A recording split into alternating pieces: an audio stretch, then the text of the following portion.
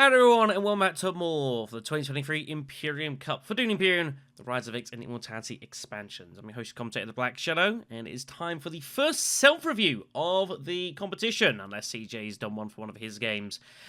This is my first tournament match. I am indeed playing. Of course, games have been a bit delayed for me, though, due to being in the North Carolina trip, and then getting back and being sick for several days, such this got rearranged, but this is going to be my first game of the competition for Group J. So this is all being done in post-recording. I don't do this live because I'm busy trying to focus on the match and such. So giving you my thoughts of what happened after the fact. Here's a look at Group J going into this. Only a couple of games played of the group so far. We're being joined by ShadowBlade, who won his first game, Arkhanaut, who's gotten 2 seconds, and Ihasaki, or the MysticGamer, who is his first game of the group as well. I have historically not had great results in group stages of my own tournaments for whatever reason. Just hasn't quite happened for me. I am yet to play a full-fledged knockout match in any of my competitions. Just, I've gone out in crazy ways. The competition before, some of you might remember, I went out in a bizarre match with the Baron, playing as the Beast, where the Baron had 2 intrigues. It had to be 2 of a set of 3 specific intrigues to lose, and he had them. And then the competition before, I went out on like a load of crazy dice rolls, which is just the way it goes sometimes. And, you know, it never feels great, but it is what it is. So we're here back for the 2023 Imperium Cup, hoping to actually have a decent run for a change. So, getting the match started here, we find ourselves in 3rd position. ShadowBlade over across from me, which isn't too bad. Reminder, of course, the format is that the top 2 from the group stages make their way directly into the quarterfinals. 3rd and 4th making their way to the second knockouts. 5th, 6th, and some fastest losers getting into the first knockout round. So, plenty of staggering, but obviously plenty to fight for. It's always interesting as well having ShadowBlade, you know, won his first game as well. And you look at the group composition, it's kind of interesting as well. You've got 2 people that have won, Arkhanaut that's come second twice, and everyone else has not really scored very much. So I think this could be a pretty grindy sort of group, where even just meeting out sort of like those repeated second place, kind of like Arkhanaut's done, is probably going to get you some distance in this. You do really need to find a win somewhere or another, but it doesn't have to be right away. You know, there's a bit of distance in this group, there's some games to be played, and even just finishing second here, I felt going into this would be a decent enough result to begin with. But obviously winning would be nice. So let's have a look at the situation opening for here.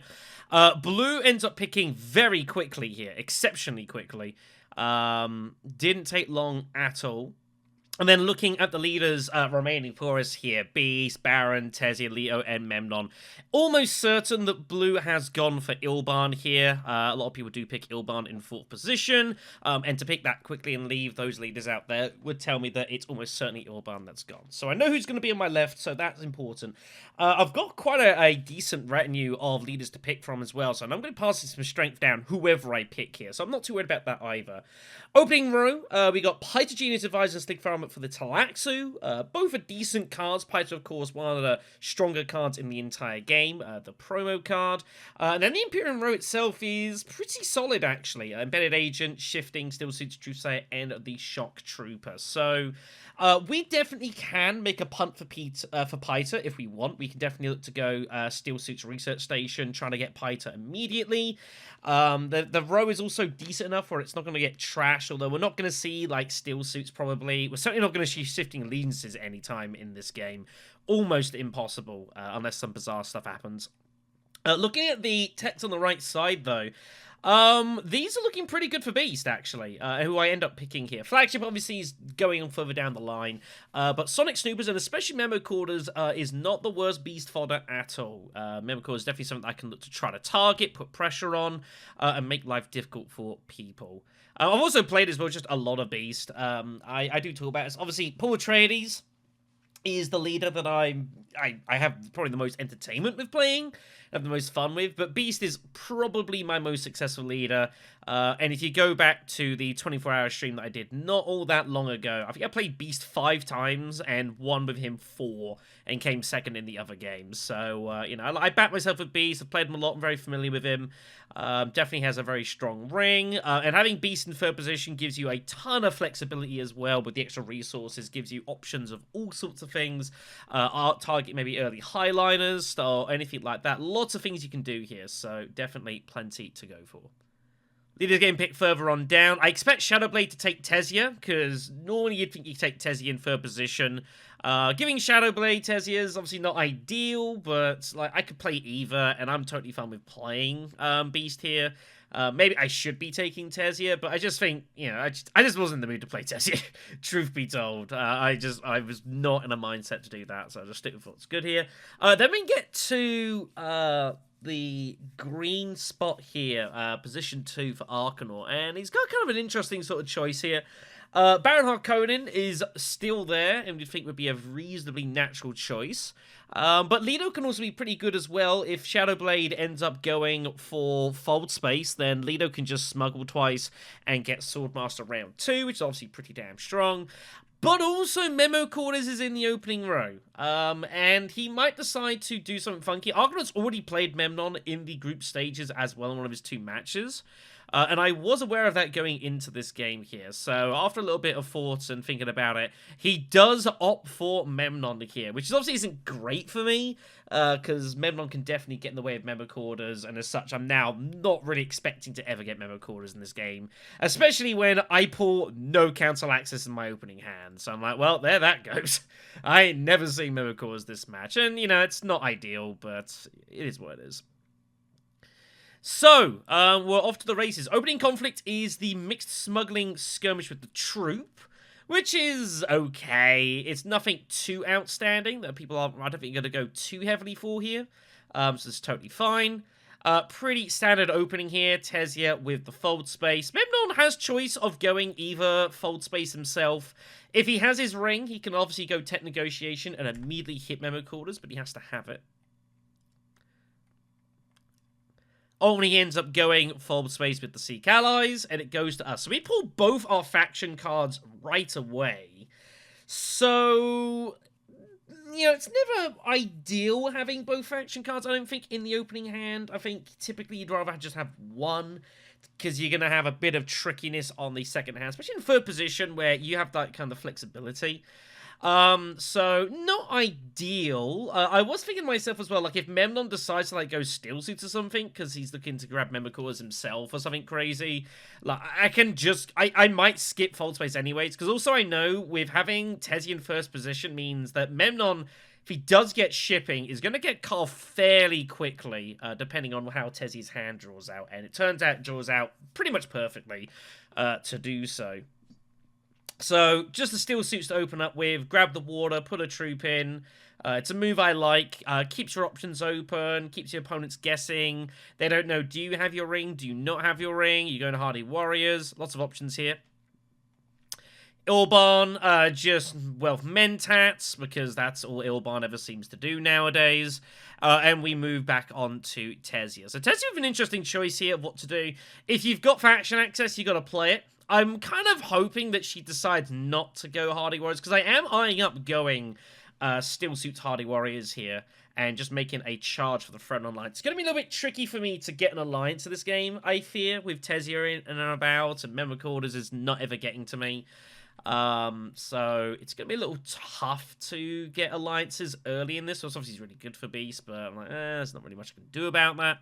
Tesia also has the initial smuggle bump, so also wants to cash this in ASAP, so the Hardy Warriors makes sense, and I don't hate the move at all, so just Hardy's, absolutely barrels it in, and obviously the intention will be to looking to shift this across later on in the game.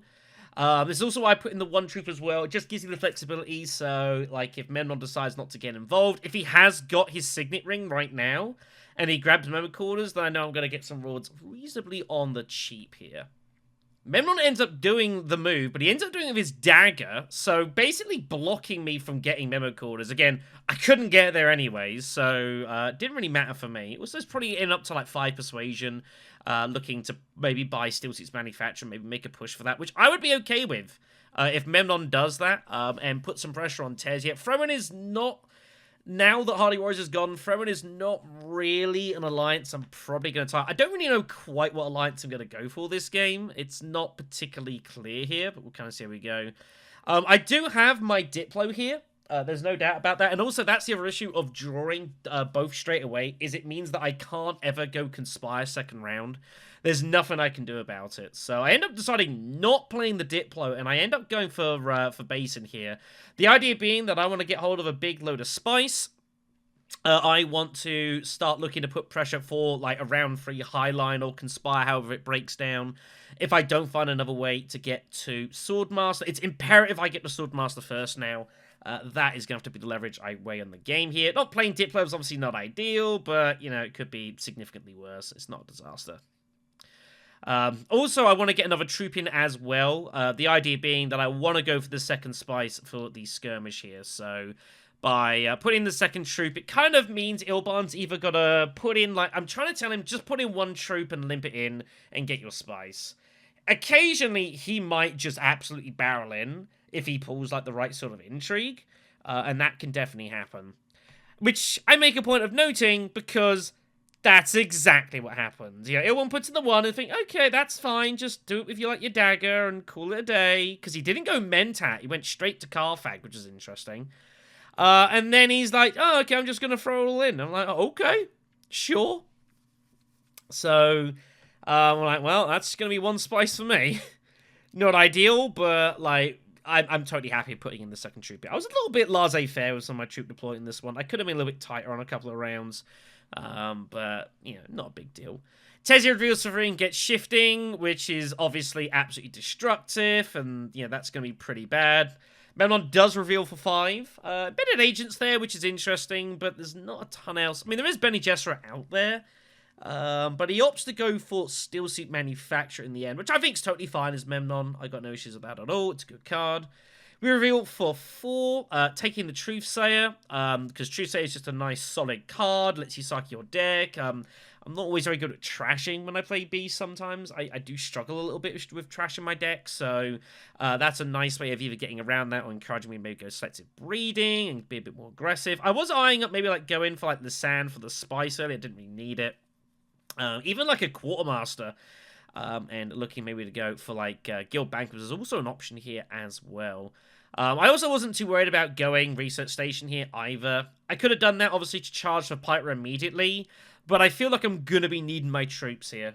So I decide to not worry about Pyta in this match. Ilban has both of his specimens immediately, so he reveals for 4 as well. Not a great board for 4. It's okay. Ends up going for Lasan, which is interesting. You don't normally see Lasan get taken straight away. The spice opening up those, never bad.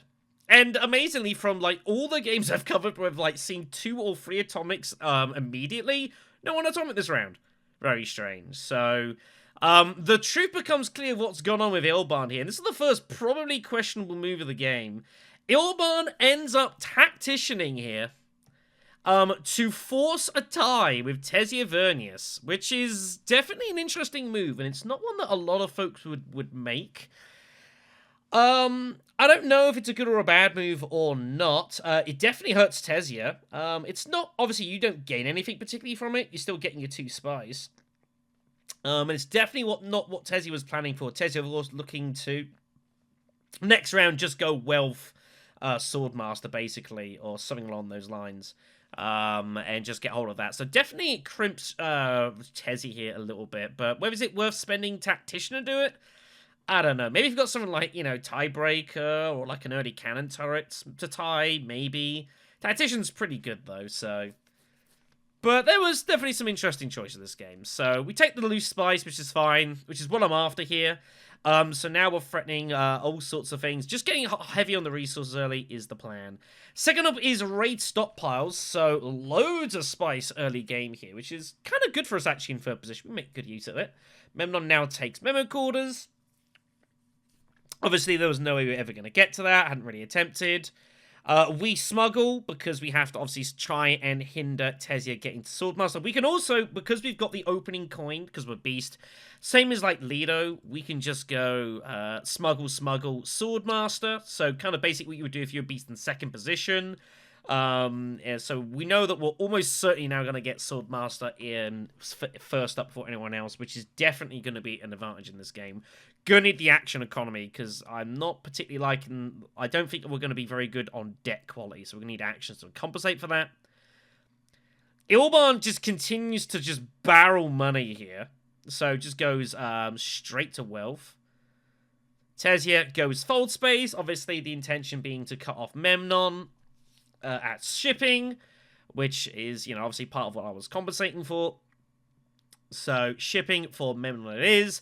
Then it comes to us. I make maybe a slight misplay here. It's not the... I didn't need to commit so much here.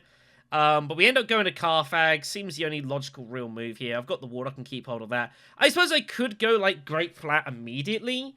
But I want to get hold of some intrigues early. I want to try and use that as a chance for me to, like, start hitting Carthag. Use my advancement in the... research to kind of get some intrigues and just try and get some intrigues over people early and just muscle some early conflicts is the plan here. So we go raise stockpiles and pick up Shadowy Bargain, which is interesting. If I'd have bumped up, I still could have grabbed Piter, but I bumped down with my research with smuggling, which maybe I shouldn't have done, but I already decided I wasn't worried about Piter this game, so... You know, what you gonna do? I put in all 3 troops, which I didn't need to do. I could have just put in 2. You know, the table knew I had both my daggers and had an intrigue. I could put 2 in and still win this conflict pretty safely, so... Bit of an overcommitment with the troop, but not a disaster. Ilban Wealth Mentats this time. And then Tezia has to go somewhere with her ring in order to... get hold of the shipping for next round. So, me going Basin first round, definitely not ideal for Tezia. She has no water. She's spent it at Hardy Warriors. Tech Negotiation is also gone as well. So, it's Arrakis and redraw your deck, or it's Basin and don't draw very much. And that's all she can do here. There is no other legal spots. Opts for the spice in the end, which is fine. Obviously, looks to go and get hold of the shipping here, and is going to get a couple of rounds of that. So Tezia is still totally fine and happy with the situation. You know, Memnon a little bit edged out here, but it's the way it goes. So Memnon reveals for free. He's going to get Dissecting Kit. I know I'm never going to get that. I'm already starting to look ahead at my deck here and think what I want to do. I've got a couple of daggers, and I've only got 2 persuasion. So, I'm kind of thinking what I might want to do here in this one. There's no way I'm automating the road with 2 persuasion in this situation. It's just completely ridiculous. I'm considering Slig Farmer, but I don't have a great deck for it, truthfully. I don't really have enough persuasion to be justified buying that. So, I don't really opt to in the end. I think I just grab a Liaison, thinking, well, you know, I can look to target maybe up for Humanity. Maybe I find my way to that later on. Maybe there's other high-value cards that come out. And always, you know, even as well, Beast can just hybrid. You can definitely do hybrid Spice Must Flow stuff as well with Beast. I've definitely done that in games before, where you go for combat and also try to pick up like a Spice Must Flow somewhere along the line as well as a hard point. Is never too bad here. So Ilban's got a fairly easy just deploy a troop and get a couple of Spice. He initially eyes up going for Dreadnought immediately. Which makes you think, is he going for immediate for humanity? Not what we... definitely a pretty atypical move here being looked at. He declines against it in the end, which, you know, seems reasonable. I think you definitely want to go for card draw, but I feel like, you know, going round 2 Dreadnoughts in this situation seems kind of wild when you can literally just go ahead, get some Spice, and look to just conspire and get your Swordmaster ready and rocking and rolling. That's what I thought he was going to do. It turns out that wasn't what he was going to do. But in any event, so just goes to Hager Basin, picks up like 5 Spice total, which is huge. Blade ends up ripping it for free, gambling, trying to find shadows and stuff. Doesn't find a lot here.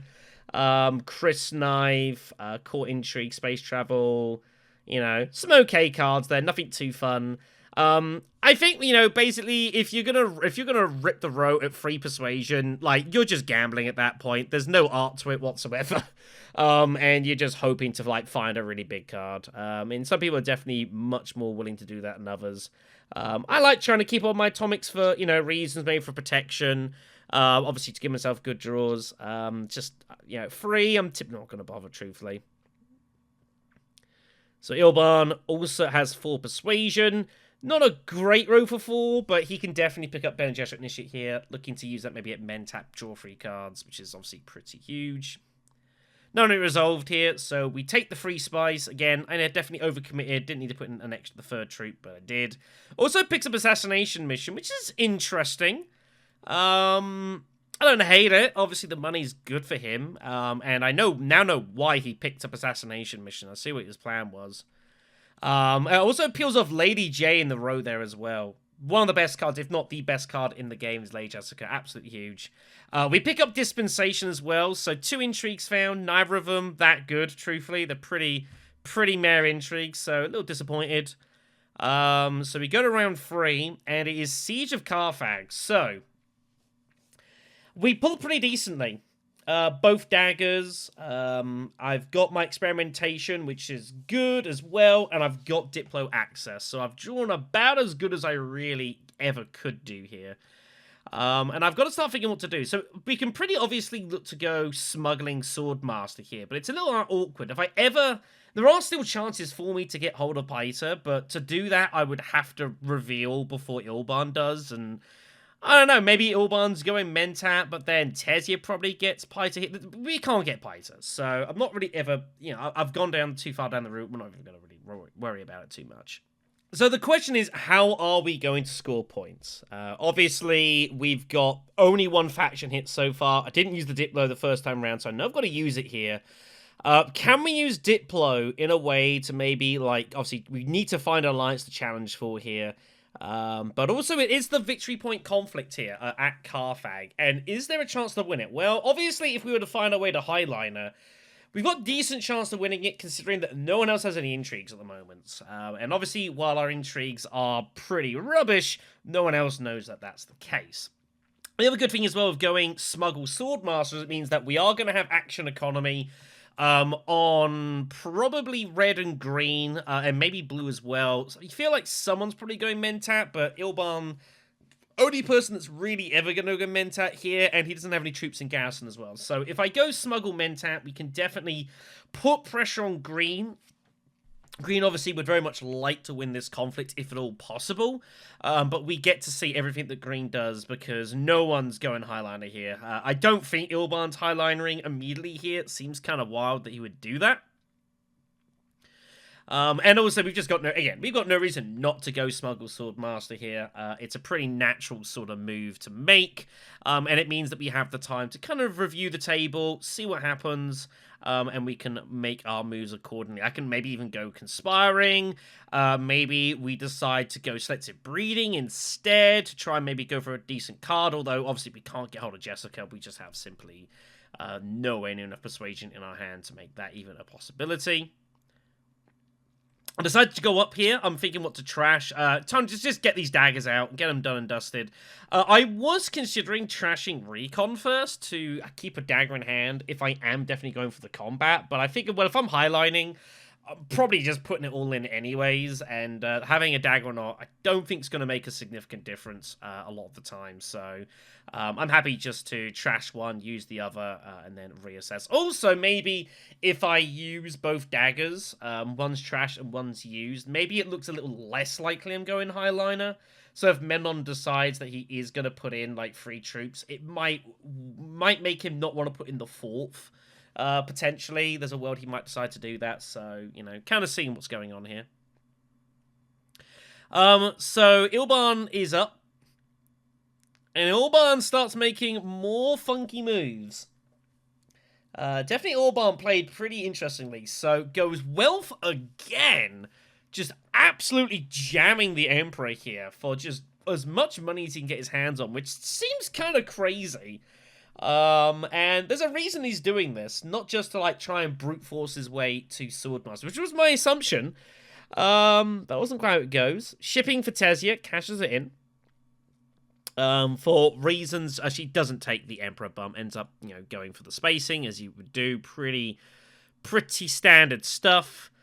So Memnon's got a decision to make already. Memnon has to decide at this point, do I go for this conflict? Because Beast is going Swordmaster, which means he gets to see both actions that I do, and I have no intrigues at the moment either. So if I'm going for this conflict, unless I go Carfag and find intrigue or pull like all my daggers and stuff, I basically can't really win this fight if Beast doesn't want me to. So it's kind of awkward for Memnon, but obviously, like, you are garrisoned up, and if anyone is going to win this conflict that's not Beast, it's going to be you as Memnon. So interesting beginning here. So he decides to initially to go towards Steel Suits, which I think is totally fine. Obviously, there's a ton of spice to fight for at Great Flat, and if I'm going Swordmaster, then he can obviously go Great Flat and take that spice, and I'm obviously completely not defending it. I'm not giving up my Swordmaster here in a million years to go for that. So this is why he ends up not going Hardy Warriors. Because you'd think, well, if you want to win the conflict, go Hardy Warriors, then it's really hard for me to win it. And this is true. But obviously, if he goes Hardy Warriors, he can't actually challenge Great Flat here. So he figures that's more valuable.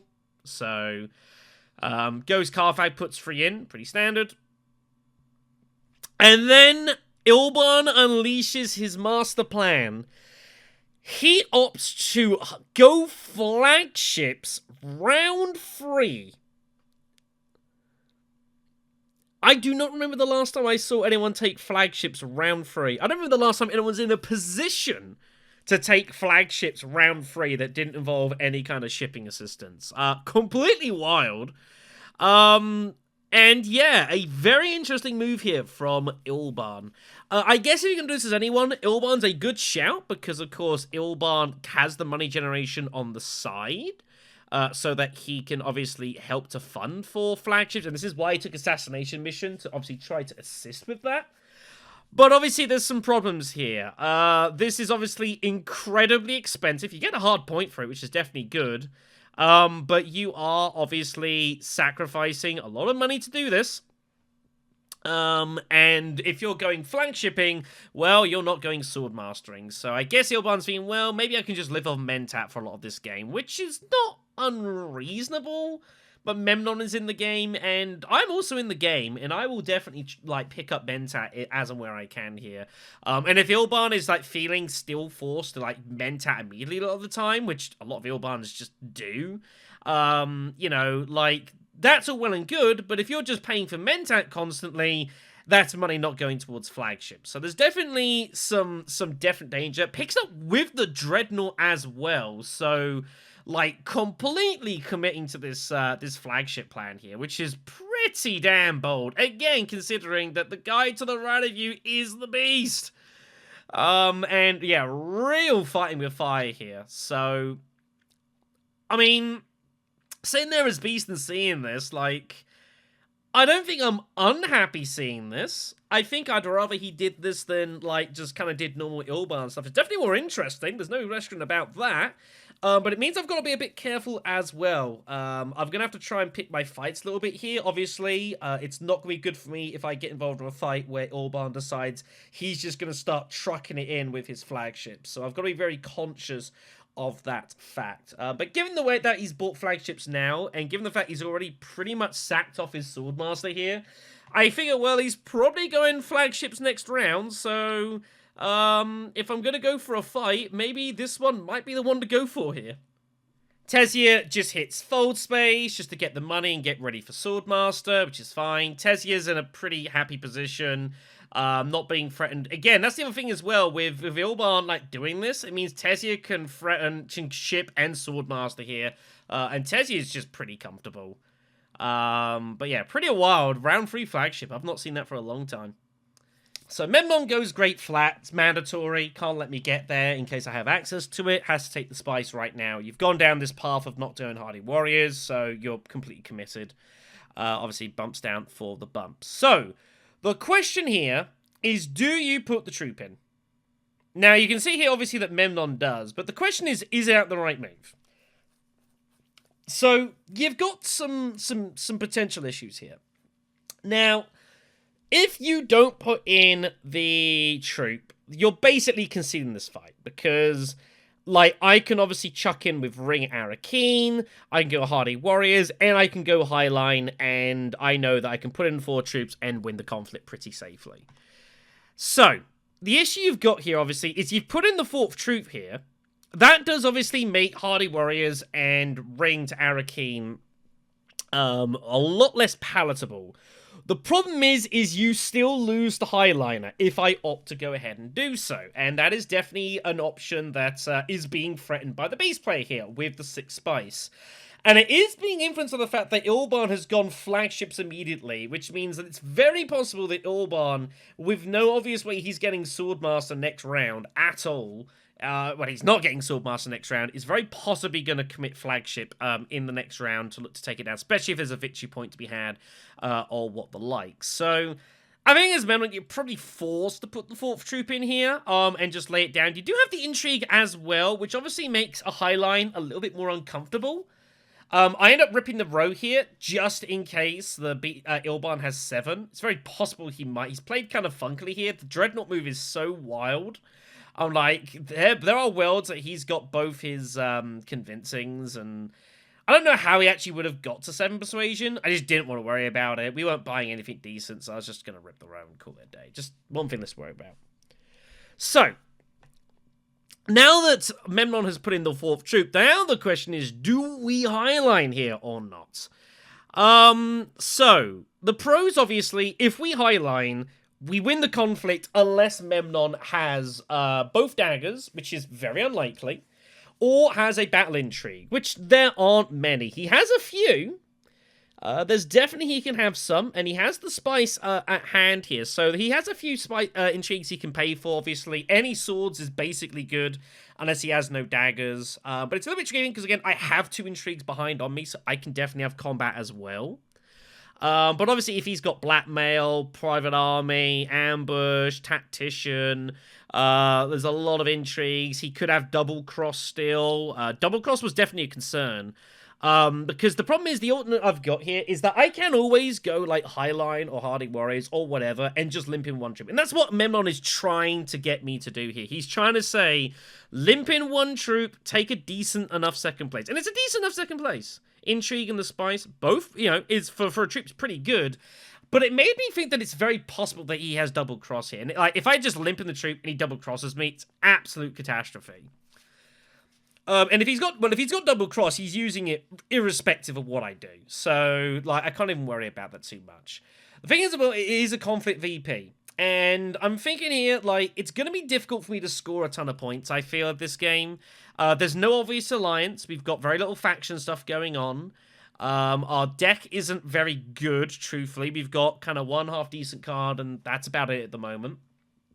So, maybe I'm going to have to feel pretty committed to going for these battle VPs as and when they turn up. That's going to have to be how I supplant a lot of my point income. The other issue is I've got to think about, does Memnon have a battle intrigue here? It's hard to know, but I feel like a lot of the time he probably doesn't. Like, if you had, like, ambush, or you had tactician, or whatnot, or you had, like, 2 daggers and, like, tiebreaker, like, would you put in the 4th troop here? I think some would, but I also think some people wouldn't put in the 4th troop, thinking that they're good enough, and they're going to say, I've got a battle intrigue, you can't really come over me, because I'm ready to defend myself, sort of thing. I figure when he puts in the 4th troop, like, I think he's just trying to make me go for 2nd place here, and I just feel like, if I highline, I probably just win the point. And it's Carfag, it's round 3, the money's useful. I can maybe go for a high council mid-game, try and hybrid, find a spice for slow the course of the game. But it's tricky, you know? Like, again, 2nd place, I can just limp the troop in and call it a day. But I decide that he's bluffing, and I figure that green's absolutely full of it, and I do end up highlining. I also think as well that Memnon really wants the battle point, so he just doesn't have to fight anymore in this entire game. So I figure that he's hoping amongst all hopes that I don't get involved. And again, Ilban went flagships round 3. I can't stress enough how much that makes this kind of weird. So if I'm highlining this round or next round, I want to highline this round because Ilban's about to chuck in a bucket ton of strength, which I can't fight. So Ilban reveals for 5 and a couple of specimens, takes Paita, takes power play. Tesia reveals for 5 as well. Goes for dissecting kit, which was interesting. Little bit surprised. Well, I mean, I'm not that surprised it was actually chosen. Tesia's already used her atomics here, so not much else for us to buy here. She couldn't go for Worm Riders. She might have been interested in that. Goes for a high priority, which is pretty standard for people to pick that early for card draw. Also goes for the Liaison. I don't know if I would have bought the Liaison as Tesia. I mean, it's fine if you intend to go maybe for some Spice Must Flows later, but definitely don't have to pick that. Memnon reveals for 3, no daggers at all, so I see that. I feel pretty happy that I've probably got the win here. Another Liaison played, obviously looking to tie up with these steel suits soon. And then what I also end up doing here is, just in case Memnon does have a battle intrigue, we play Shadowy. It's not really doing a lot this game. I use that to get a specimen, just to recycle the intrigue, try and find something decent. We pick up Bypass Protocol, the one that lets you spend a couple of spies to top deck a card up to 5 value. Definitely can be pretty good. Still not the greatest, and obviously of absolutely no use right now. But you know, happy enough here. So, hoping that Memnon passes. Memnon does pass, so was really hoping I just decided to go for the cheap second, but called him out on his bluff, and we take the battle point here and get Carthag round 3. Very, very nice. So, round 4 comes up. It's Arrakis, which makes me feel pretty happy to have decided the high line, because I'm thinking, oh boy, Ilban is, he's going in for this pretty much all day. Now, we draw a heck of a hand here. You notice here, both convincings, Liaison Ring, and Truthsayer, and Choam Directorship turned up in the row. Now, you remember earlier where I was saying, I'm not really sure how I'm going to be getting a lot of faction stuff going on? Well, Choam Directorship is in the row, and I have a super high persuasion hand. I'm thinking, well, we could have some business here. Ilban starts off with the smuggle. So Ilban is just going all in on money this game. There's money, flagship, win battles, take points. It's pretty brave. Tesia, obviously, it's noted can just ship in Swordmaster, under no danger here. Nothing that can be done about by anyone. Memnon's also sitting there now with absolutely gobs of spice. And I'm wondering, well, what's he going to do here with all this spice? Are the worlds that Memnon highlines here? I don't think so. But it's hard to know. It's kind of weird here, the dynamic here. I was thinking maybe he goes selective. Conspire's also an option. It is selective breeding. Which he goes for, which is pretty straightforward, and then it gets to us. So we have absolutely tons of spice here. Tons of water, I should say. And we're going to start using it. Now, obviously, with the Great Flat Trip by Memnon means that we can't just dump it all there. But, you know, Hanger Basin's got some stuff going. We could also go maybe even Imperial Basin with our ring. No one else has any water currently, so we can definitely lock out people from experimenting. Stuff like that is definitely an option. But I honestly am trying to remember what the heck I did to this move. I have no idea. Do we just research station? Yeah, so we research station, the idea being that I want to try and make a push to see if I can pick up the Talaxu spice would be kind of nice. Also, garrisoning our troops is going to be useful, definitely. And obviously, you know, Choam Directorship is definitely a thing. Now, when I go research station like this, it's very possible that people will think that I'm going for Choam Directorship, and you have every reason to think that I'm definitely threatening it. But then, the thing was, obviously, Memnon also went selective breeding, so he's kind of going for it as well. So I'm trying to put Memnon in a position here where, if he's, at this exact moment, has 8 persuasion, he kind of just has to reveal for it. It's really dangerous for him to take options, because it's more likely that I've got it than he does. And I kind of want him, if he's got it, to just reveal so I don't have to worry about Choam Directorship. Because if I'm going to go for it, Again, there's still atomics for people out there. It's pretty difficult to get all my actions in and get shown directorship. It's very easy to just rip the row and deny that from me. Now, our hand is, like, absolutely full of persuasion here. Like, loads and loads of stuff. So it becomes a bit of a question of greed here. Ilban goes Carfag, by the way, and as was suggested, does end up just flagshipping it here. And just parties in. Again, pretty wild. Ilban just pumps it in as well for Arrakis. Doesn't want to risk the money at all. Just says, I'm going for this victory point, please. Thank you very much. Tezia obviously can Swordmaster. Is looking at debt, maybe considering maybe going Mentat Swordmaster and trying to, like, but obviously trying to work out their top card is. I'm pretty sure it's not Access. And the money they might want to keep for High Council anyways. So shifting is played to get this here. So shifting with Tezia, like round one, means that Tesiavernius is very, very strong counter to just win this game. And believe me, that fact is not lost me at all. Tezia, you know, has got shipping, shifting, and round 4 Swordmaster. So Tezia is looking pretty good here. Memnon goes Mentat here with the dissecting kit, which is totally fine. And then it comes to us here. So, we have a decision to make. We have 9 persuasion. We can just reveal and take Throne Directorship. And you know what? It's probably not even a bad move to just go in here and take Throne Directorship. It can't be a bad move. But it was interesting. Memnon using Mentat and Dissecting on Mentat makes me think that he doesn't have 8 persuasion.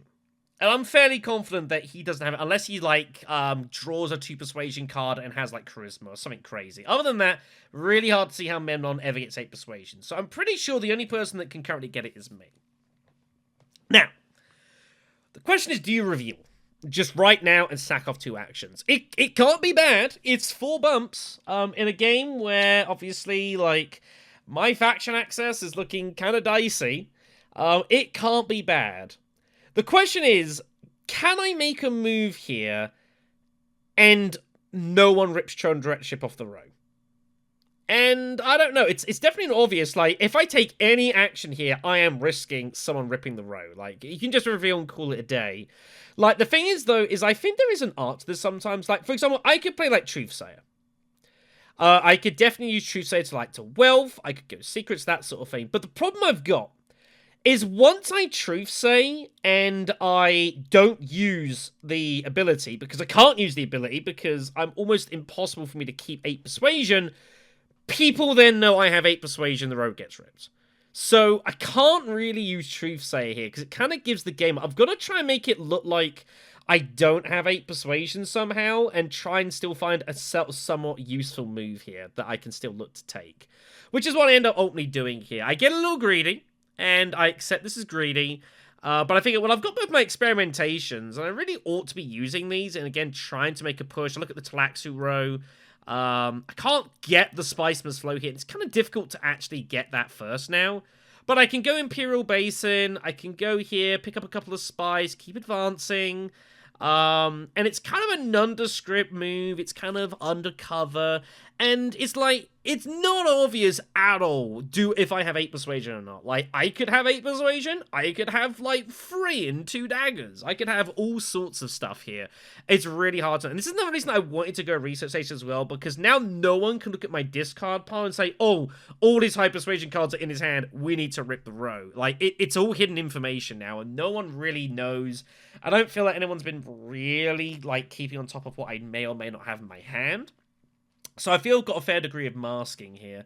So I'm just hoping that basically it gets around and that no one rips Cho when we just take it. Again, bit of a liberty maybe going Basin. You know, is it worth it in the long run? You could debate that. But I also want to get hold of the Spice because I've got Bypass Protocol, and I want to obviously keep that as an option. Ilban reveals for a load of daggers and picks up a liaison. Tezia limps it in at Steel Suits. Obviously, good opportunity for her to obviously look to charge. Like, she's got loads of faction stuff here. It's going to be hard for Tezia to, like, not have at least Alliance, if not 2 in this game. Maybe even more. And then we get to Memnon, and this is the big moment here. This is where I'm just watching and waiting and just thinking, please don't. Now that he plays he goes Arakeen with his ring, which I don't immediately hate, actually, because I figure, well, he goes Arakeen. He kind of has to, obviously. There's nowhere else for him to go. I'm thinking, I kind of want him to pull a really high persuasion card here, and, like, so he gets to 8 now. Like, if he's got charisma, and he now has 6 in hand, he's never ripping Throne Directorship, because he has to play for it himself. He can't rip it out and hope that I don't have it. Fear that. You just gotta close your eyes and hope that he gets there. He hovers around Atomics, he thinks about it, and he says, no, thank God. Oh, dear. Obviously, huge to me. I think it was maybe a degree of greed here from him. We obviously immediately reveal and take the Throne Directorship. We sack the action off.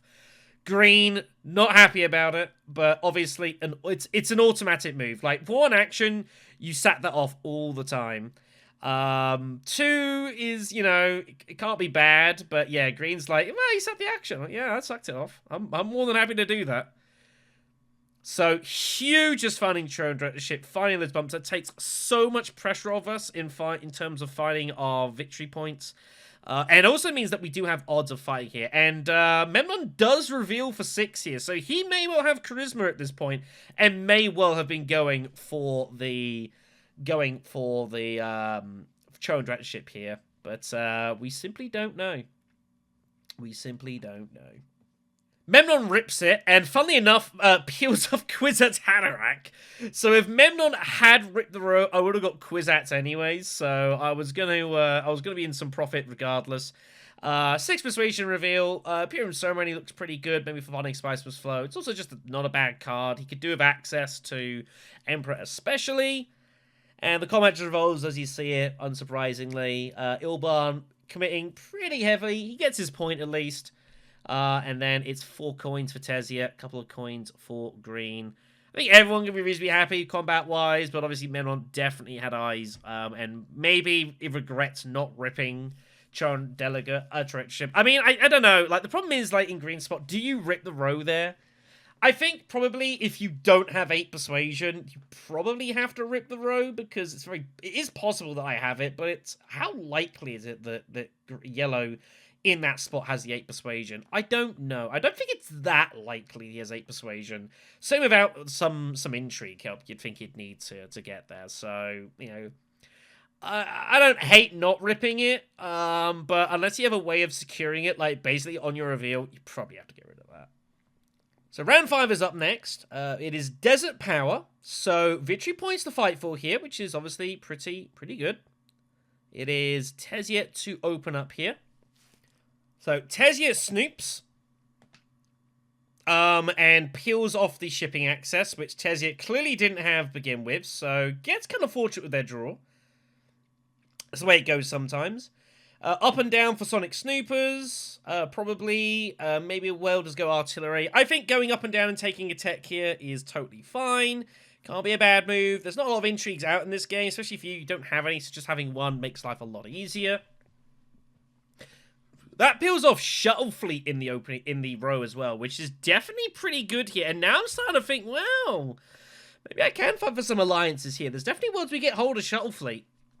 You know, if you think between Kwisatz, between Throne Directorship and Shuttle Fleet, that's 6 bumps.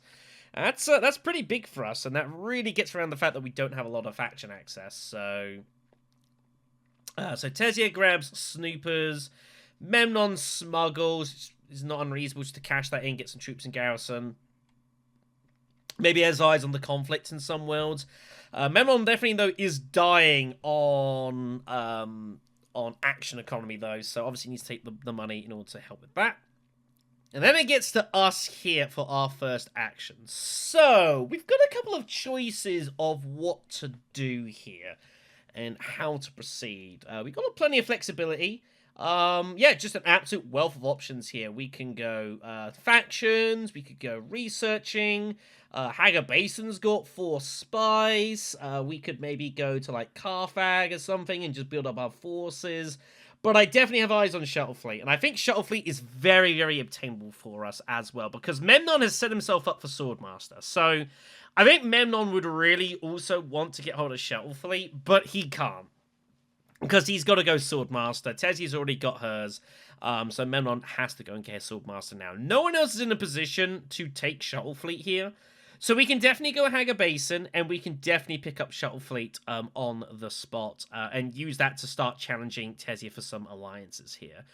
Because if I don't do that, Tezia's just going to win the game. Tezia's definitely very got good chances of winning this match anyways at this point, but we can definitely try and make life difficult. You know, and even if we can bat a bat, get a second place, I can live with that. Now, we've got Bypass Protocol as well, and Esmar Towick also turns up in the row, and I'm thinking, well, we could definitely do some cool stuff with this here. If you look at our research track up top, so if we go Haga Basin with our experimentation, the question is, what do we want to do? Well, we got a couple of options. I could definitely bump up and just take Talaxu Spice, but I decided to do something a little bit more interesting.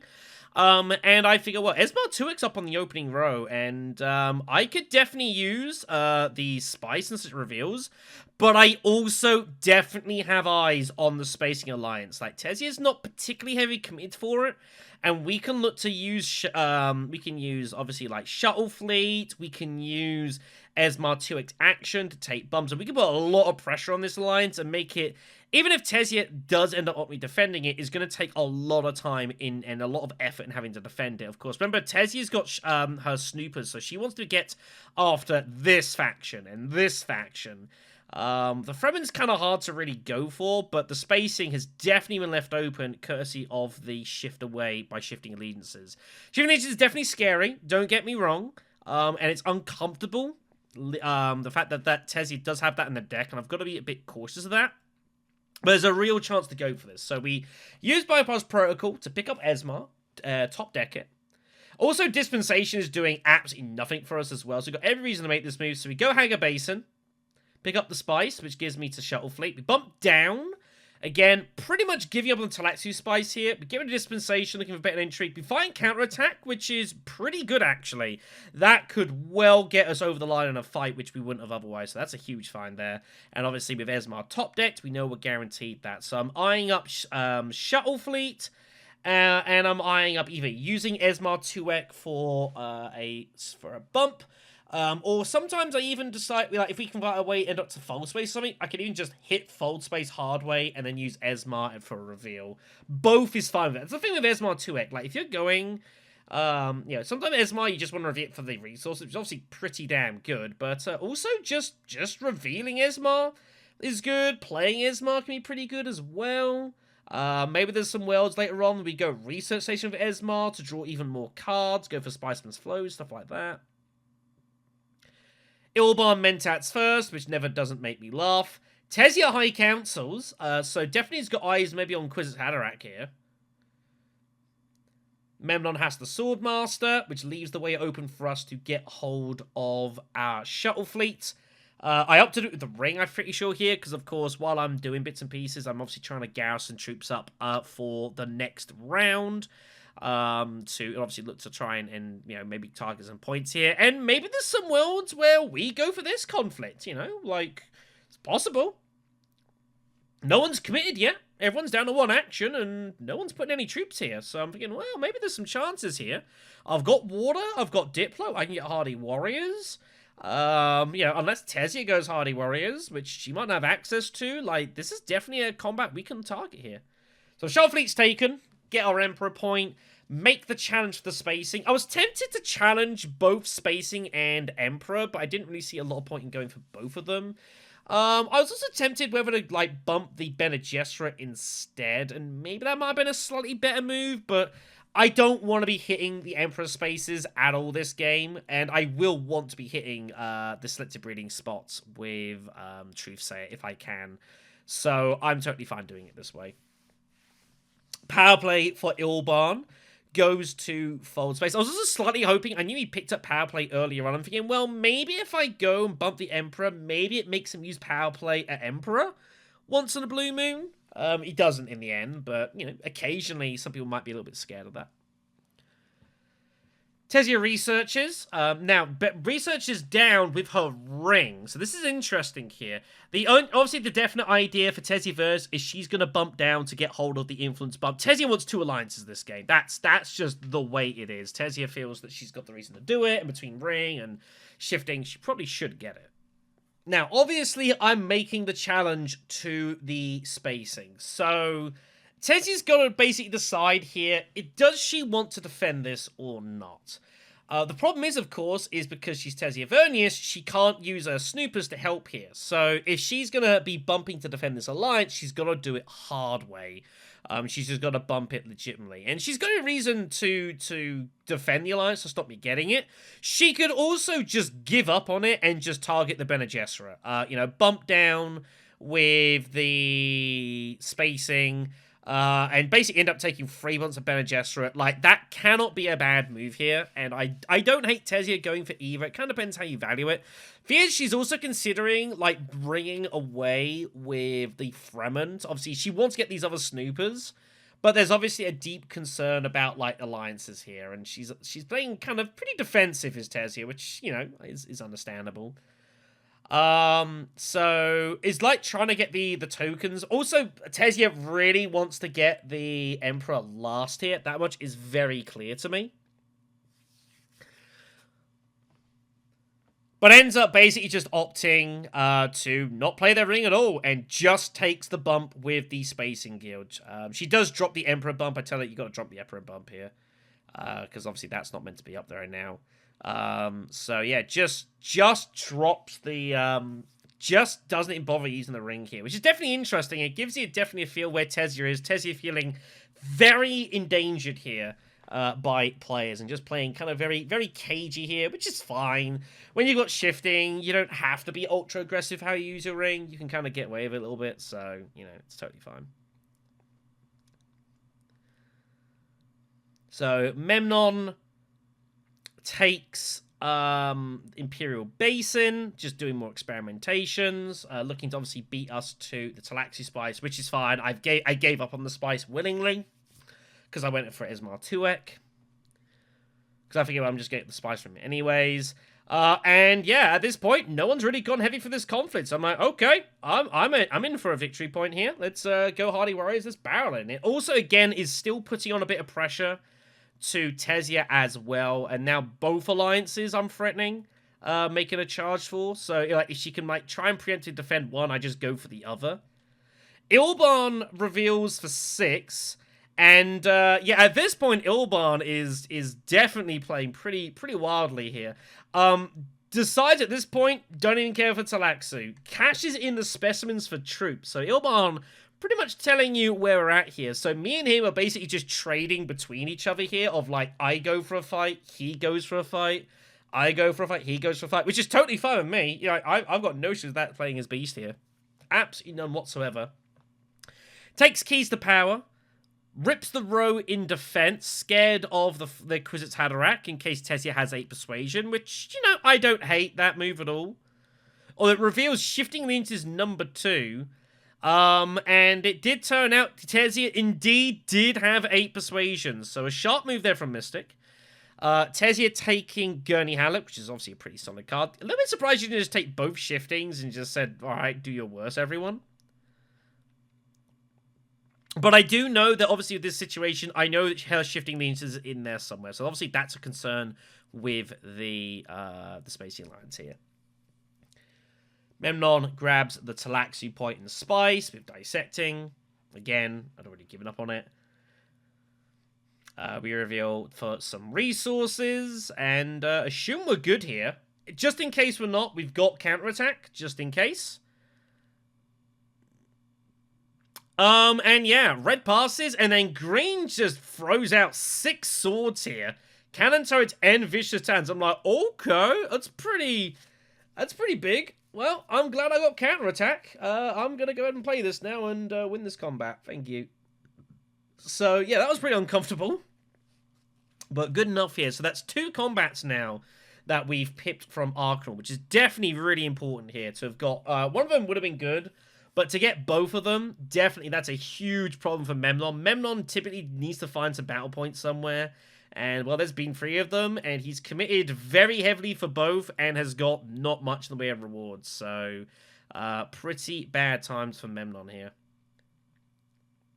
So we take the battle point, we take the lead here at 5.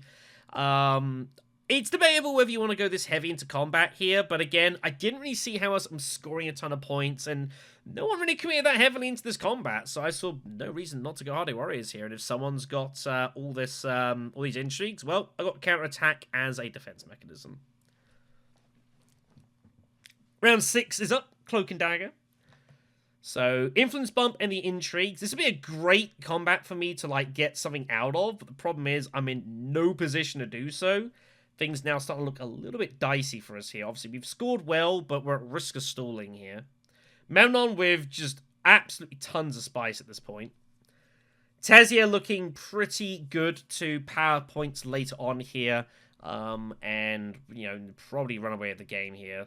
Still chances for us to do stuff, though. Our situation here in round 6 is we have to set ourselves up for round 7 highline, probably. We need to try and get in a position where we know we're going to get hold of Spiceman's flow. We just need to, like, give ourselves some options here. So, there's 5 spice at Great Flat, which is definitely worth and definitely interesting to go for. So, Memnon goes Conspiring and uses Imperium Ceremony to do so. So that's the card that when you use it, you get to draw the top 2 cards of the Intrigue deck. Keep one, and then you put the other back on top. It's definitely really very relevant. And I'm already starting to look ahead here. I'm trying to think what I'm going to do. Because I've got Truthsayer, and I've got Selective Breeding access. This seems a very good spot in order to look to maybe pick up Spiceman's Flow here. Might be not a bad way to do it. And it's also, we need to get our Bene Gesserit point going anyways. It's the last friendship, and then we can just focus solely on alliances. I'm already starting to think ahead, like, okay, how am I going to get this spacing alliance? Well, if I can get to Highline next round, and if I can play as Martuek, that's 2 bumps. And I might need to find a 3rd bump from somewhere, possibly, if Tezia decides to heavily defend it. She might also just abandon it, potentially, and give it up to me, which I'd also be totally okay with here. There's a couple of options here as well, but obviously the other thing I'm also thinking about is like, well, Great Flat would be great, and I would absolutely love to get hold of the spice there, but, well, I can't get there yet. And to be fair, nor can anyone else. There's only one water about here, so I'm just trying to think, like, what do I want to do? We could definitely go to Siege and get our water to go Great Flat, and that can't be bad. But we kind of need to hit Selective Breeding, because it's a pretty obvious place for Tezia to go, and it's a pretty obvious place for Memnon to go if he can still get there. And denying that is obviously going to be pretty important to both of them, because no one's really gone Bene Gesserit this game. And while it's not very likely that we can get the alliance, like, we can at least get our noses in front and restrict access to other people. And we've got a dagger. We can always just get rid of that. Maybe, like, you know, Esmond Tuet we don't want to get rid of yet, because we probably need to play him at some point for the spacing bump if we're going to take the alliance. But obviously, if we go Selective Bleeding, we probably give up Great Flat Spice. It's really hard for us to get to that situation.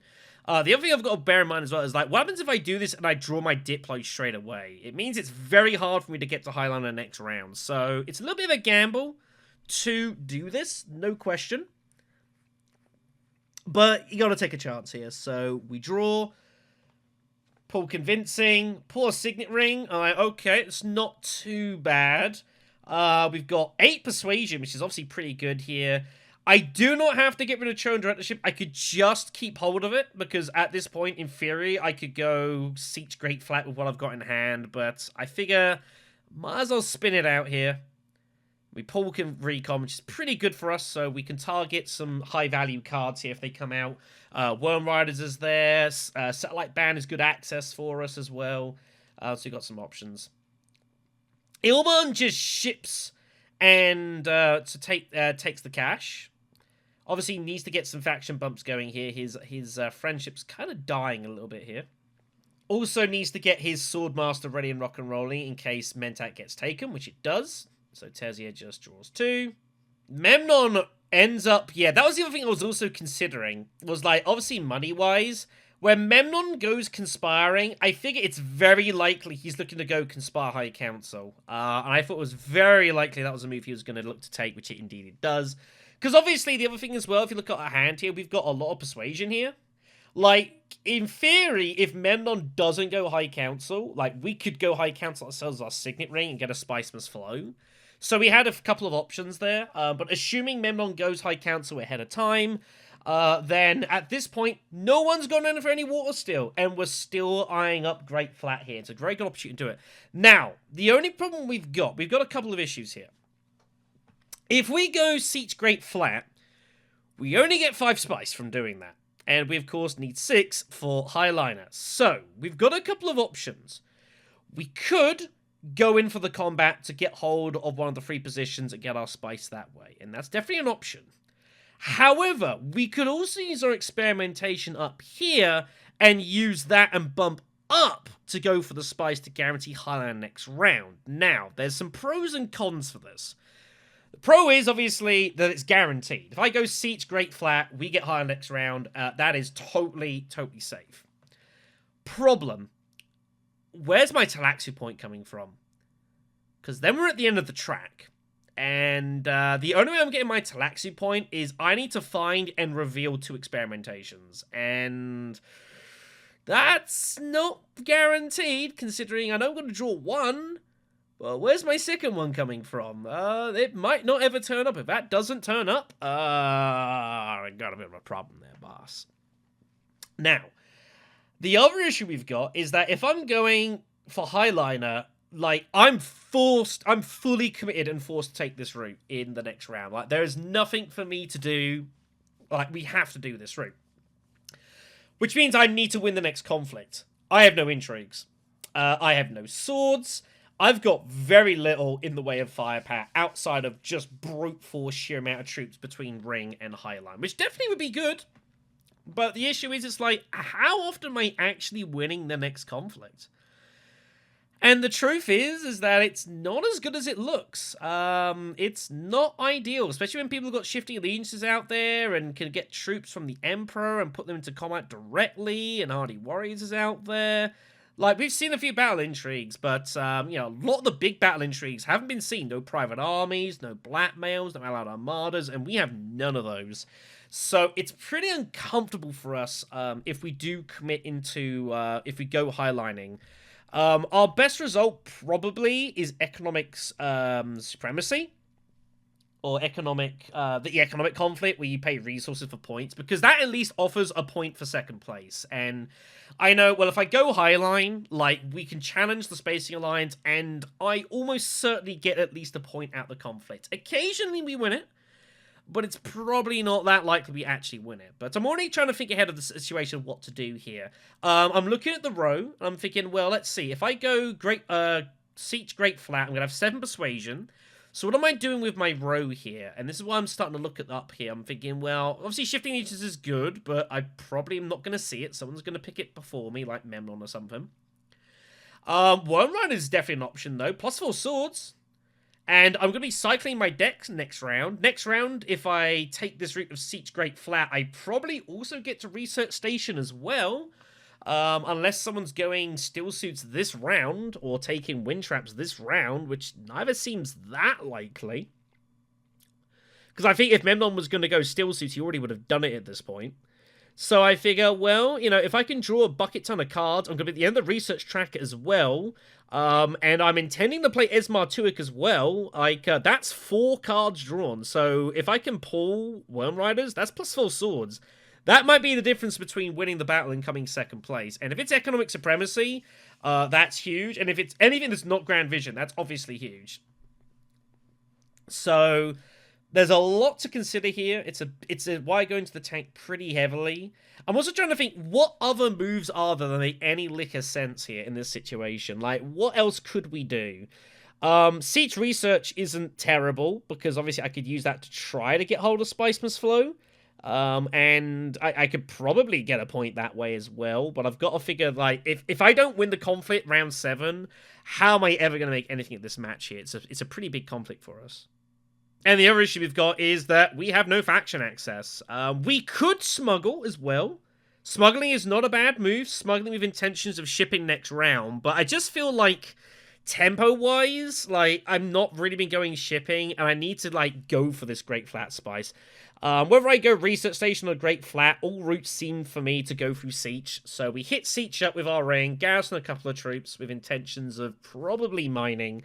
Maybe going Research Station if Tesia or Memnon suddenly spawn a water out of nowhere, which obviously can happen with intrigues. Tesia Steel Suits, getting her second water, so obviously putting me in a position to make a decision of whether I want Research Station or Great Flat, and obviously Tesia is fine with either of those. It's certainly becoming more of a situation where it looks like if anyone's going to win this game that's not Tesia Vernius, it's me. So, you know, I've obviously got to, like, keep on top of that. Like, I've got to try and get myself in a position in round 7 where I have some winning chances. If it goes beyond 7 rounds, Tesia almost certainly wins. So I know I've got to try and close it out. And I figure, well, if I can get 2 battle points next round, that's 8. If I can find an experimentation next round that's not played, I've got to find both experimentations. Obviously, I'm playing experimentation here. I guess I could have potentially gone... Oh, no, I need to do the experimentation now to get hold of the Highliner here. Yeah, of course. So I know I've got to find both experimentations and try and find them next round to get my taxa points. So that's 9. And then if I can steal the Spacing Alliance while doing all of this, that's my 10 points. That's the route to victory, but it all has to come together in the next round. And if it doesn't, well, Tesia probably just wins, so... So Memnon did have his Diplo. Probably should have just gone Steel Suits, I'm not going to lie, last round. But went immediate High Council, was obviously scared of me or Tesia. Was scared of me going for it, I guess. Tesia had already gotten there, but I had no intentions. So, secret it is, we pick up the Great Flat Spice, we give off the Research Station, and we make the bump up to say, we're going hard on this next round. Sorry, Memnon. It's not, it's the way it's going to have to be here. Ilban Carfax. Ilban is completely resourceless here. Has spent himself totally dry with his flagship stuff. Again, pretty wild. And Tesia's like, oh, okay, I guess Research Station for me. Tesia tanks it for a bit, eventually goes there using Dissecting Kits, so figuring that they can just do it this way. They don't need to reveal Dissecting for the specimen of the beetle eventually. Better just to double trash these daggers out, which is probably correct. Especially if you're gonna intending to bump down and use your 7 cash on your beetles, you probably can get away with just dissecting, trashing all these cards out. I think that's totally fine. Memnon reveals for 5, taking shifting. Again, would have been nice to have it, but I'd expect it was very unlikely I was going to get there. Ultimately, at this point, I'm more interested in Worm Riders and getting those swords. I'm hoping that and Highliner might just get me over the line. I think it's not likely, but I've got to try and give myself as best a chance as anything. Ilban reveals for 4 and some swords. Very much after the conflict, of course. He needs these bumps because he's obviously really struggling for his faction access stuff. Couple of options of stuff he could buy. Could go for Guild Chief Admin. I don't hate going Guild Chief Admin here. Ends up going for Charm Delegate, though, which peels off Web of Power, which he was not happy about, putting it mildly. I'm like, okay, that's an interesting thing. But at this point, I'm like, I think Tesia's going for Spice Must Flow. I don't actually think she's going Worm Riders here. She's going Web of Power, which makes me think that I might actually end up picking up Web of Power here in some worlds. Tesia gets shifting here, going to tech negotiations, so it makes you think pretty likely that she is definitely sitting on 9, and obviously maintain the Spice Must Flow. Now can start shifting away towards the Bene Gesserit and Emperor, which obviously Tesia needs to do. She is falling behind on this stuff. And then reveals for 9 for the Spice Must Flow. Combat resolves as seen here. And Blue ends up taking the bump with, I forget where exactly. Taking the Emperor, that's the one, yeah. Takes the Emperor to get in front here, take the Alliance, and troop up for next conflict. Like, I'm not happy to see this. I'm not happy to see this. I'm not happy to see this. But I've sent myself down this path, and I've got Worm Riders, and Research Station is coming next, is coming after I highline, so, like, I've just got to shut my eyes. I'm hoping, please let it be economic supremacy, and thank God it was. I think, well, this is huge for me here, because, like, I can definitely target 2 points minimum out the conflict. If I highline, I probably at least get 1 point guaranteed, and we need whatever points we can scramble here, because Tesia is like, if this game doesn't end now, Tesia wins. So, it's off the highline, we shove him in, insta-move, obviously what we played for, nothing else to do here. And that means that obviously we get the bump with the highliners, and it means, obviously, that we can also threaten Research Station here as well. With Esmar Tuek taking the extra bump and trying to peg Tesia back as best as we can. She's probably going to get the Bene Gesserit Alliance, truth be told. So at least if I go for spacing, it's better than a kick in the teeth. So we didn't pull Truthsayer, unfortunately, which was a shame. I would like some worlds to find my way to secrets and steal some stuff. I don't see how it ever really happens, but it was definitely a consideration. So Ilban goes up and down and just takes cash. Obviously looking to go for, well, takes bribery here. So that's a real useful find for Ilban, because he was in real trouble here to score the point. And obviously getting ready for flagshipping this round, which obviously pretty uncomfortable. Not happy about this. I think Ilban was meant to draw a card here, and for some reason he hasn't yet. So Tesia Selective Breeds, again, going for the specific alliance. Also looking for Shifting Allegiances. Shifting is currently in here. So obviously I'm really concerned, like, I've got to take this alliance from her. But if she pulls Shifting, it's a disaster, because obviously I can... The issue is, if I just go for it, I'm kind of dead in the water here. Yeah, I would hate to bump this, and then just double bumps it, seals it. That's a disaster. And if she's got Shifting, it's being played if I can't seal it, so... So Memnon Highlines, Memnon Hardy Warriors, even, with Secret Forces, so basically mini Highlines here. It's pretty brutal. And then it comes to us. So, we have options. We've got a couple of ways of dealing with this situation. So, I can definitely play Esmar right now and get in front of Tesia's alliance. But if Tesia's got Shifting, she just reseals it. And obviously, that's pretty bad. So, we've got to try and, like... If she's got Shifting Allegiances, she probably has to play it immediately. And she's either going to seal up the Spacey Alliance, or she's going to give it up. And we kind of need to see what she does first. It's also possible she doesn't have Shifting Allegiances in her hand. If she doesn't, then that's good, I guess. I still got a problem of how I'm going to seal the Alliance. The other issue I've got is, how am I going to win this game? So, in theory, we could win this, but, well, so, we need 4 points. So, if we can get 2 from combat, if we can take this alliance, and if we can find our other experimentation with Research Station for our Talaxi point, that's our 4 points. That's how we score here, and that's how we get everything.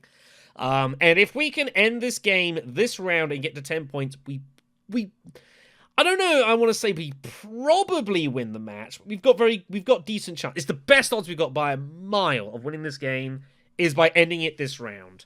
And while it's going to be really hard for us to win this conflict, we've got to try.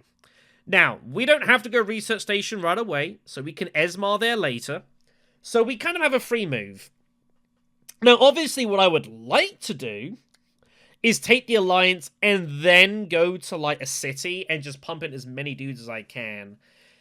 And I don't know, maybe I'm meant to go Esmar first here, perhaps? I don't know if I should have just Research Stationed. But I saw Carthag was a thing. And I was like, well, like, I have no intrigues whatsoever. So, we go Carthag. Now, I honestly don't know. Should I have Esmar to Carthag and then look to Signet Ring Research Station? Was that slightly better? Maybe. We peel off Guild Authorization. I'm like, oh my holy goodness. So, assuming that Tesia doesn't shift for spacing, we're taking that alliance, and that is absolutely cast iron, and there's nothing she can do to defend it if she doesn't do it proactively. So I'm being, thank God for that. So I'm like, that's huge. Also, at this point, we're like building up so much money between Esmar's reveals and Shuttle Fleet. About 15 coins, just building up just a throne of Solari to sit on here. Ilwan was going to go Wealth, which would make a ton of sense. Obviously, I'm very uncomfortable with the fact that he could definitely look to start putting troops in here, and that's very uncomfortable with flagships. Could make my life pretty difficult. Again, we have no combat assistance at the moment. It's really hard for us to win this. There's a lot of things we lose to. Ilban goes Arrakis with his liaison, of all things. And he pulls out advanced weaponry for a dreadnought. I'm like, oh no. Oh boy. I'm like, this is pretty ugly. But the only thing, at least, is that by him using advanced weaponry, he can't put in flagships. I'm like, well, you know, it's pretty bad. But it could be worse, I guess. I'd rather he did that than use flagships itself. So at this point, I'm thinking, well, I don't know if Ilban's really going for this combat anymore.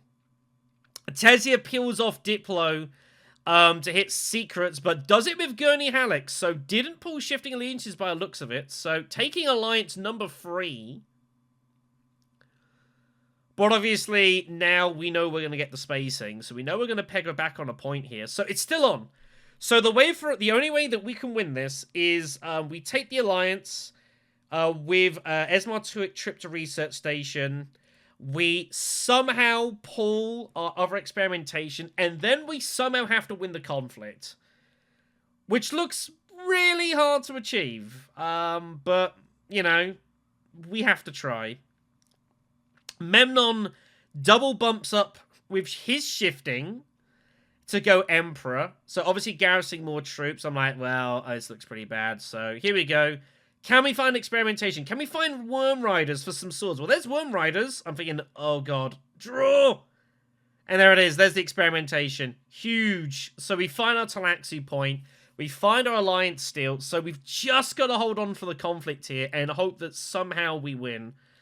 And it's going to have to do here. We're going to have 22 strength, but we know Memnon's going to put in more dudes. But the thing is, like, he's probably going siege. He's putting his garrison troops in, and then it just comes down to what intrigues he has. Does he have some swords? We lose to a lot, so we just got to hope that he's doesn't have private army and doesn't have blackmail. But it's not unlikely that he has one of them. And if he does, well, he's just going to take this conflict here, and there's nothing we can do about it. And it means Red's just going to win the game. We're the only people at this point that can stop Tezia from winning this match is us. Ilban's in no position of getting enough dudes. He can't get to siege. So he's kind of isolated and sort of stuck here at this point. Probably just has to go steel suits and just do stuff. But it's also uncomfortable. Well, the Emperor's also being challenged here by Memnon with a couple of actions. So, you know, what do you do here as Ilban? Like, you feel kind of forced to defend wealth here, right? But it feels pretty bad. But he opts to do it in the end, which I feel like it can't be a bad move. It also pays for flagships next round, so, like, it can't be a bad move, this. So Tezia, we know, is buying Spice Must Flow. Tezia's eyeing up, is the game going to end this round? Obviously, I'm threatening to try to end it this round, but how likely I'm going to be able to do that is, you know, hard to know. Guess the problem, when you have no intrigues, like, you definitely feel very exposed in conflict, and I definitely did here. I'm glad that I found Worm Riders. Worm Riders gives me a chance. It's not a great chance, but it's something. The other thing as well is that at least I know that I'm almost certainly getting Web of Power here. And maybe Web of Power, it gives me a chance to maybe threaten the Bene Gesserit if I get a decent draw here. You can see Red obviously trying to counter my hand. Thinking, do I have Spice Must Flow and am I winning the conflict, basically? Well, it wasn't the Spice I was after, but I definitely had a point in reveal. Tezia is just hoping that I don't end the game this round. If I end the game this round, I win. If I don't end the game this round, then he wins. It's pretty much as simple as that, and I'm pretty sure the table more or less realised that as well. There's nothing green and blue can do about it, but unfortunately, they have to try to stop me, which means that red wins, so, you know, that's how it has to be sometimes. So trying to work out what best thing to do here. It's got the experimentation, thinking, well, do I smuggle for more shipping, or do I go Imperial Basin for some spice and maybe Highline next round? Spice is what they end up taking. which I think is reasonable. They also need to get hold of the experimentation. They want to bump down so they can make a push towards the second Talaxu point. Again, Tezia's deck is just so far superior to mine. Mine's, pretty... It's not a great deck at all with Beast, and sometimes you don't get very good decks at all. But I like to think what we had, we used fairly well. So after a pretty hefty tank from Tezia, eventually basins and researches it. So obviously picking in, had the illicit dealings as well. So yeah, Tezia with both points there as well. So Tezia's looking pretty good to win it. Tezia might win the game anyways here. If Tezia has any endgame points at this moment, then it doesn't matter what I do. Like, Tezia's already won the game. Because she will beat me on all tie breaks. So, even at this point, it's like, well, even if I win the conflict, I might still not win the game. Which is, kind of a bad place to be, but, that is what it is. If it means this is a fight for second place, like, getting 3 points in the opening game is still pretty damn good. Memnon's got nothing to do but go Siege, really, and just fight me for the conflict and just chuck it all in. And hope he's good. If he's got any battle intrigues, he certainly has no choice but to do that. And I'm pretty sure that's what he opts to do after a little while. Yep, Signet Rings the Siege, chucks it in. I'm like, okay, it's a move he's forced to do. Like, there's nothing else to do here. We reveal for the 4 swords. We take Web of Power. Maybe there's a world that bump might be of some use. We get our Talaxu point, so I have some chances, which is better than 0. Ilban reveals for not a lot, a couple of swords, some money. Picks up Voice, which turned up, which is nice. Red had the Urgent Mission. I was wondering if Blue had Urgent Mission, was going to chuck in double flagships at Arrakis, which would really have sucked, but fortunately, Red was the one who had it, so... Yeah, Red's had, had a lot of good intrigues, but a lot better than I've had. Significantly better than what I've had here, no doubt about that. And now can just go smuggling for shipping next round, take the Emperor point, and if I don't end the game right now, then Red knows that they are pretty much certain to win. Memnon still has an action, but Memnon can't get any more troops in. Memnon at this point knows if he's going to win the conflict. He already knows at this point. So the question is, what do you do? And I'm trying to see his move to see, is the game over? I think if he goes Hager Basin for maximum spice, then I think I'm about to win the conflict. If he doesn't, and goes like Imperial Basin to protect for Research Station, then I know he's going to win the conflict. And that's exactly what happens. So I figure, well, he must have Private Army or Blackmail. Either is good. He's going to score his 2 points. And Red will indeed win this match. So it's a battle for second at this point. I know it. When I say as much as I assume you've got Private Army or Blackmail, which Green, spoiler alert, does have. Tezia reveals 4-9 and the Spice must flow. Tezia now knows that they are going to win the match, and there's not really anything anyone's going to be able to do about it. Memnon is going to reveal for 4. I don't know what they buy like another liaison or something. They do indeed buy another liaison. At this point, I'm just waiting to take my 1 victory point, and I'm already thinking, well, I'm going to have to just try and find a way to Spice must flow next round. There's the Blackmail, as noted. I already knew it was coming, so knew the game was that. Red wins this match. It's almost impossible to see how Red's ever going to get stopped here, so I know I'm in for a scrap for second place. So knowing that it's going to be that's almost certainly the way it goes, the fact that Tezia is armed up for Highliner is actually pretty good for me. My best result now is that Red wins this conflict that comes up, and it turns out to be Imperial Basin, which is pretty amazing. The only neutral one in the game. And it turns out to be that. It's pretty amazing. So I'm hoping now that Tezia actually wins the conflict here in order to stop Blue from scoring. It's very hard to see how Blue catches up to me, but Blue could do with a victory point win. My main problem is going to be Memnon, because Memnon has points that he can score, and he's scoring probably a lot easier than I am as well. So I've got absolutely tons of Solari, so I know I'm winning any Solari tiebreak, so that's good. We pull kind of awkwardish here. We pull it, good enough that we can, there are worlds for us to get Spice Must Flow here, and that's what I want to do. Just get to 9 Persuasion, Spice Must Flow, get to 10 points, and score second place. That's literally the only thing we can do at this point, so I figure, well, I've got Truthsayer, so we can definitely get to, High Council, and we can unload Esmar, And we figure, well, if I can find my liaison, I get Spice Must Flow. And that's what I'll go for. I've got like an 11 card deck here, so not outrageous odds. It's a bit more than, it's probably like 13, but, you know, there are chances for us to score a 10 point. If we score 10 points, we're good for second, almost certainly. So Ilban starts off with freaking Mentat. Never doesn't make me laugh when Ilban round 8. It's like, I'm gonna go Mentat first. It's first action. It always makes me laugh. So Tesia gets the Emperor point. The game is over. There's no chances of catching her anymore. So we know that is that. So it's just about holding off Memnon now. We know Memnon's going research station. We know Memnon can't stop us getting from High Council, which is good. And Ilban was never going High Council first. It just didn't strike me that Ilban's ever going to go High Council first. Even if he maybe should go High Council first. But he wants the money for his flagships and stuff, so it's all about just holding off Memnon now and just giving myself maximum chances to get to 10 victory points. If I do it, I know second is secured here. High Council is definitely an option. And there are occasional worlds where somehow we unload Esmar and find a way to selective breeding. Almost impossible, but maybe there's an occasional world we do it.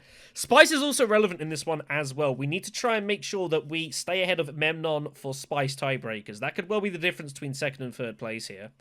So High Council first. We unload Esmar. We find Shown Directorship. Worst card I could have found there. Absolute disaster. Not only is it no persuasion, I've only got one card that has any access, and that's my Diplo. So I might not even use up all my actions here. So, pretty unfortunate draw.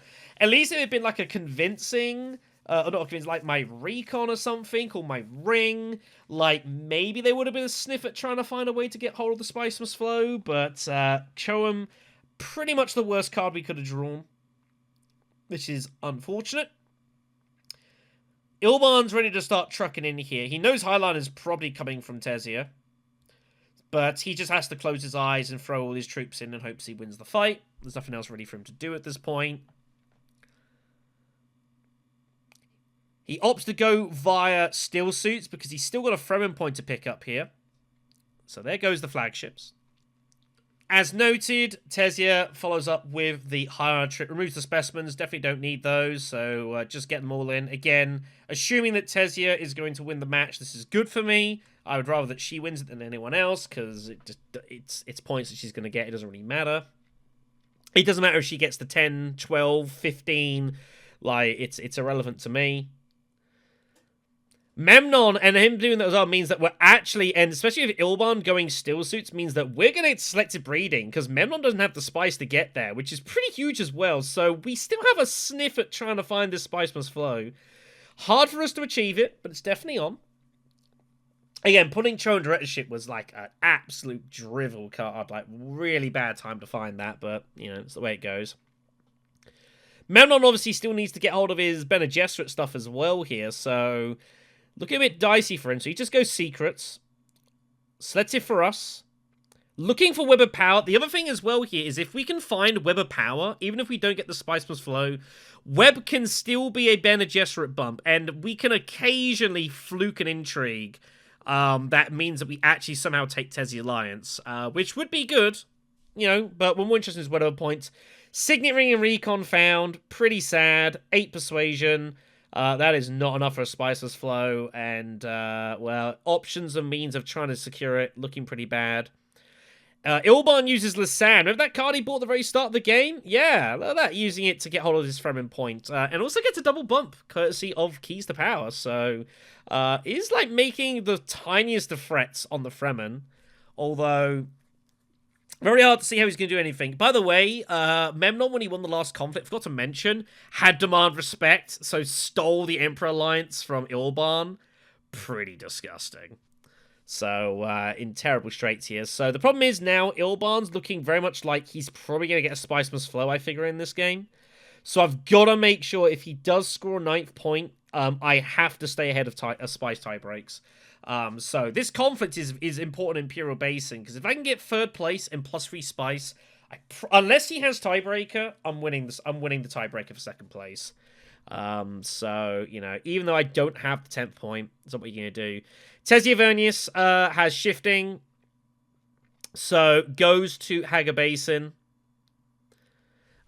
Pretty obvious to unbump from, like, wherever. The only question here is, does Tessia Vernius bump for the Bene Gesserit, or does she bump for the Fremen? Which one do you think is more threatening? Unfortunately, the correct answer is the Bene Gesserit, which obviously is bad for us, but there's not much you can do about it. So opts just to go down and up again for the to get hold of another intrigue. 2 bumps, you'd feel is pretty safe. I've got no intrigue, so like, you know, the alliance is totally safe. Again, none of this really matters at this point. Like, Tessia's... I mean, I do have Web of Power, so, like, occasionally I find my way to Web of Powering secrets and I get lucky. But I couldn't even draw Web of Power here. I'm just like, great. Snoopers is played. Tessia only strikes out 1, which tells you she's feeling pretty good about things. Memnon Bindus. And at this point, I'm now just thinking, okay, how do I give myself the best chance to score victory points? Like, Arrakine's still there. And somehow no one's gone there yet, which kind of surprises me, really. Memnon peels off Imperium Ceremony, which is kind of crazy, and just hits wealth here. I don't know, like, I guess he's just doing it for like, just to get maximum resources and obviously lucking intrigues. I was thinking, well, maybe if Memnon goes like Arrakine, like, is Carthag good to me? It's an intrigue. But there aren't many intrigues I can score points of, and especially once Memnon uses Carthag and does it this way, I'm like, well, I'm almost never getting an intrigue now on the top of the deck where I'm scoring a point. So I figure, well, I've got 5 cards in my draw pile. Arrakine, 20% of the time, I find my liaison. We get our Spice Must Flow. I don't see anything better than 20%. So Ixion Pro played. I know Memnon's got a Spice Must Flow almost certainly now. So I know that I've got a, you know, if I can get the Spice Must Flow point, we're good. If not, just win the conflict, get 3rd position at least. We should win Spice Tiebreak. Damn. Web of Power found, not what I was looking for. It's kind of like 2nd place. If you're not going to get the Spice Must Flow, Web of Power is like the consolation. I'm going to get 1 more intrigue at least, so I guess that's nice. And there are some intrigues you find. That was the intrigue that Memnon put aside, was the Fremen bump, by the way. So, I'm pretty sure that was the bump he put aside. Either way, it was no good for us. So, Ilban's just got to chuck in what he can here. Hope that he holds on for dear life. So, Tessia pulls out Choam shit. Although, it turns out that Tessia had Choam shares, and it also had, like, the economic one, which is have 10 coins, have a point. So Tessia was getting the point regardless. They kind of laughed about it earlier. Because they had one and then pulled the other one. So, yeah. Tessia pulls Choam shares again. Doesn't matter. Game's over. Reveals for not really anything. Memnon finds the Spice Must Flow, but has no troops in combat. So, assuming that nothing crazy happens with us, we should win Spice Tiebreaks. We get a bonus intrigue at the Bene Gesserit, and we find Machine Culture, which has no tangible use for us whatsoever. Nothing to buy. We've got no swords. There's nothing to go for. So, you know, 9 and 5 spice and enough Solari to, you know, own multiple planets is unfortunately gonna have to do. We do buy Occupation because it's troops, and technically it is a tiebreaker eventually, so I've got nothing better to buy. There's nothing to dig for. Jessica's gone. You know, Lisanne's gone. So there's nothing really for us to buy for any acquire bonuses, anything like that. It is our races run. So just got to hope we hold on with 9 and good resources for 2nd place. Ilban reveals for a couple of specimens and such, but obviously no good to him. Peels off the saddest reinforcements that you'll ever see here. For 1 troop out of his bowl. Can't even put the one out of his garrison. It's just totally stuck there, putting the coffee on for everyone they get back home. But it's good enough. Tesia doesn't have any combat intrigue, so blue at least wins the combat for consolation, finishing on 8. Memnon peels off recruitment and gruesome. There's no points. The only thing we lost to, I think, for Memnon is tiebreaker. I was looking at the other cards, like, he doesn't have anything for Grand Conspiracy, plans, corner he's beaten on, didn't get to the end of the research, didn't have enough money. So, as long as he didn't have tiebreaker, we were going to get second place, and we do. And Tesia, for good measure, had more endgame victory points. Goodness me. So, yeah, a pretty comfortable win for Tesia in the end. Was never really in too much doubt. Like, I gave a scare in round 7. And if we do win the conflict, like, I don't even know if we actually win the game anyways. I think Tesia had it the whole time with Stunning Melange. Had that anyway, so I'm pretty sure that there was no way we could get better than second place this game. But I think second's pretty good. I'm not unhappy. I think we played pretty well given the situation. Obviously, getting to 10 points would have felt a little bit nicer on the tiebreaker side, but we had decent resources, so, you know, I felt like second place can't be bad here. I guess the question is, do I take Beast or should I take Tesia in the opening draft? I mean, you go either way on it. Depends what you prefer, as I said at the start. Like, I could have picked Tesia, definitely. And you could argue that Tesia is probably better in first position than, say, Beast Raban is in first position. Because of the way the sort of the combats work out. But I'm pretty comfortable with Beast, and if Tesia gets a good run of decent run cards, and do you think like the quality of like deck and the quality of intrigues that Tesia Verni's found compared to ours was definitely significantly better, you know, that's fine. And if ShadowBlade wins 2 from 2, I'm not too worried about that. Like, I'm happy to take second place here and get a decent start to the campaign. Speaking of, this is how the table looks after that here. So 1 game played up to 4th position, which is pretty decent. We obviously behind Stupid won his opening game. Arkhanaut has played 3 games for his 8 points, which isn't a bad return by any stretch, but hasn't yet managed to force a victory. So Arkhanaut's got a bit of pressure on this last game. We'll definitely want to avoid like a poor result. It's definitely going to make things a bit uncomfortable for him for the end of the competition, kind of waiting for other results here as well. But again, like looking at the table, I think it's going to be a pretty sort of grindy sort of table here, sort of group. I think ShadowBlade's definitely in good position to look to push on and secure one of the top 2 spots. And it looks like at the moment it's probably between me and Stoop for the second one. Stoop with the early advantage there, but there's definitely a long way to go. But overall, yeah, I'm pretty happy. I felt I played pretty solidly. I didn't feel like we had a ton of tools to use for a lot of the game, but I think the ones that we had, we made decent enough use out of.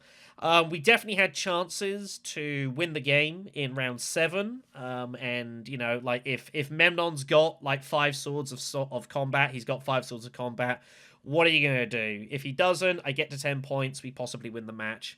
And that's what you can really hope for, I think, in a lot of tournament games, is you just want to have, like, a chance where you could have won them at game, even if you don't get it or not. And even at the end, you know, like, we kind of drew kind of bad as well at the end as well. If I find the Spice Plus Flow and get to 10, second is absolutely signed, sealed, and delivered. You know, but yeah, Tesia just kind of got too much over the course of the game. Couple of Spicemas flows, Choem shares, endgame points. You know, when Tesia Vernis gets all that, she just wins matches, and there's not really anything anyone can do. And as you can see, obviously winning very comfortably in the end. So yeah, overall reasonably happy. So I hope you guys have enjoyed. Maybe learned something or two. Not the craziest match I'll ever play, but you know, just kind of solid.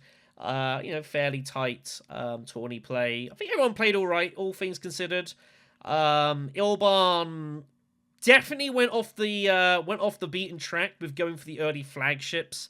Did definitely get him some stuff he wouldn't have got, but I think it also caused him some other issues as well.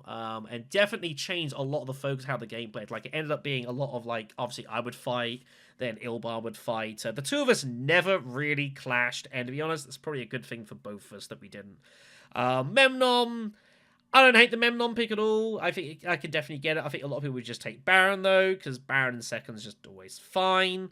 So I think that was definitely an interesting choice. Maybe a little bit disappointing to only get the second place, but you know, we found enough and did enough with our resources, and we kept ourselves as well. That's one thing I'm glad I did this game, is I had a lot of resources for pretty much the whole match. I had options. That's what I had to rely on, was a bit of flexibility and just kind of playing to how the game sees.